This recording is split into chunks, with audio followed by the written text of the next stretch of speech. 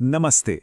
अक्सर हमारे सामने सरकारी दस्तावेज आते हैं और हम सोचते हैं कि भाई इसका मतलब क्या है। तो आज हम ठीक ये ही करने वाले हैं। हमारे पास एक दस्तावेज है और हम इसे साथ मिलकर समझेंगे, एकदम परत दर परत, ये देखने के लिए कि ये आखिर कहानी क्या कहता है। तो ये रहा वो डॉक्यूमेंट। पहली नज़र में तो ये बस कुछ सरकारी भाषा वाला एक पन्ना लगता है ना? लेकिन असल में ये एक बहुत बड़ी सरकारी प्रक्रिया का एक कह सकते हैं कि एक बहुत ज़रूरी हिस्सा है। तो चलिए इसका पहला सुराग ढूंढते हैं।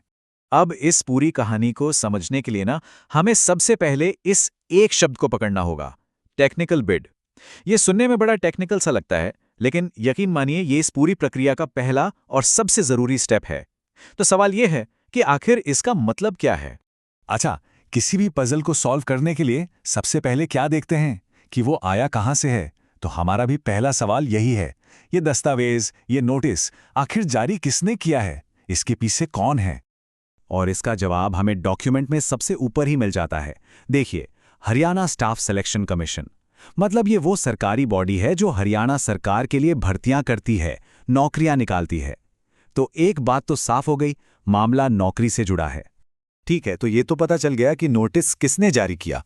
पर अब सवाल ये उठता है कि उन्हें चाहिए क्या? मतलब सरकार को आखिर किस चीज़ की ज़रूरत पड़ गई? और इसका जवाब भी यहीं साफ साफ लिखा हुआ है। कमीशन को फिजिकल मेजरमेंट टेस्ट यानी पीएमटी और फिजिकल स्क्रीनिंग टेस्ट यानी पीएसटी सर्विसेज चाहिए। हाँ, ये शब्द सुनने में थोड़े भारी भरकम लग सकते हैं, पर इनका मतलब बड़ा सीधा सा है। तो क्या होते हैं ये पीएमटी और पीएसटी? आसान भाषा में समझिए, जब पुलिस या आर्मी की भर्ती होती है तो क्या होता है, कैंडिडेट्स की हाइट, चेस्ट, दौड़, ये सब चेक किया जाता है ना। बस ये वही टेस्ट हैं, ये पक्का करने के लिए कि कैंडिडेट उस जॉब के लिए फिजिकली फिट है या नहीं।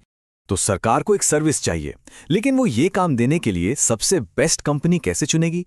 भाई किसी को भी तो नहीं दे सकते। यहीं पर पिक्चर में आता है सरकारी टेंडर। ये एक ऐसा प्रोसेस है जो ये पक्का करता है कि सब कुछ फेयर और ट्रांसपेरेंट हो।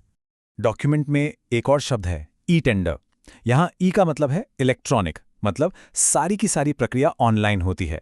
ये एक तरह की खुली प्रतियोगिता है, एक ओपन कंपटीशन, जहाँ कोई भी क्वालिफाइड कंपनी आकर हिस्सा ले सकती है। इससे ना किसी के साथ कोई भेदभाव नहीं होता। अब ये प्रक्रिया काम कैसे करती है? देखिए, इसे समझने का एक बहुत आसान तरीका है। ये एक टू बिड सिस्टम होता है। पहला, टेक्निकल बिड, जो एक ऑडिशन जैसा है। मतलब कंपनी पहले ये साबित करती है कि हाँ, हम ये काम कर सकते हैं, हमारे पास काबिलियत है। और दूसरा, फाइनेंशियल बिड, जो कि सैलरी नेगोशिएशन जैसा है। यहाँ कंपनी बताती है कि वो इस काम के लिए कितने पैसे लेगी। और मजे की बात यह है कि ये डॉक्यूमेंट हमें इस पूरी कहानी की टाइमलाइन भी बताता है। देखिए, 18 फरवरी को ऑडिशन हुआ, मतलब टेक्निकल बिड खुली गई और जांची गई। फिर 24 फरवरी को, यानी जिस दिन का ये नोटिस है, उस दिन रिजल्ट आया। और अब अगला स्टेप क्या है? 25 फरवरी को फाइनल राउंड होना है, जब फाइनेंशियल बिड खुलेगी। तो सबसे बड़ा सवाल, ऑडिशन का नतीजा क्या रहा? क्या कोई कंपनी अगले राउंड के लिए सिलेक्ट हुई? चलिए वापस डॉक्यूमेंट पे चलते हैं और इसका जवाब ढूंढते हैं। और जवाब इस डॉक्यूमेंट में बनी एक छोटी सी टेबल में छिपा है। कंपनी के नाम के ठीक सामने एक शब्द लिखा है और वही शब्द इस पहले राउंड का फैसला है। अगर हम इस जानकारी को और साफ तरीके से देखें तो यहां लिखा है बिडर का नाम timing technologies India private limited और स्टेटस क्वालिफाइड। तो इस क्वालिफाइड शब्द का मतलब क्या हुआ? इसका सीधा सा मतलब है कि टाइमिंग टेक्नोलॉजीज ने अपना ऑडिशन पास कर लिया है। उन्होंने ये साबित कर दिया है कि वो इस काम के लिए टेक्निकली पूरी तरह से कैपेबल हैं। अब वो अगले राउंड यानी पैसों वाली बात करने के लिए तैयार हैं। तो कंपनी ने टेक्निकल राउंड तो क्लियर कर लिया, बहुत बढ़िया। लेकिन कॉन्ट्रैक्ट अभी भी उनका नहीं हुआ है। अब आता है सबसे जरूरी और आखिरी स्टेप, जिसका जिक्र डॉक्यूमेंट के आखिर में किया गया है। डॉक्यूमेंट में साफ साफ लिखा है कि योग्य बोलीदाता से अनुरोध है कि वे फाइनेंशियल बिड खोलने और आगे की बातचीत के लिए 25/02/2026 को सुबह 10 बजे उपस्थित रहें। मतलब ये कंपनी के लिए एक ऑफिशियल इनविटेशन है। तो अब सारी बात आकर रुक गई है पैसों पर। सरकार अब कंपनी का प्राइस प्रपोजल देखेगी कि उन्होंने क्या कीमत कोट की है, और फिर होगी बातचीत, निगोशिएशन, ये तय करने के लिए कि क्या ये डील सरकार के लिए सबसे फायदेमंद है। तो देखा हमने क्या किया?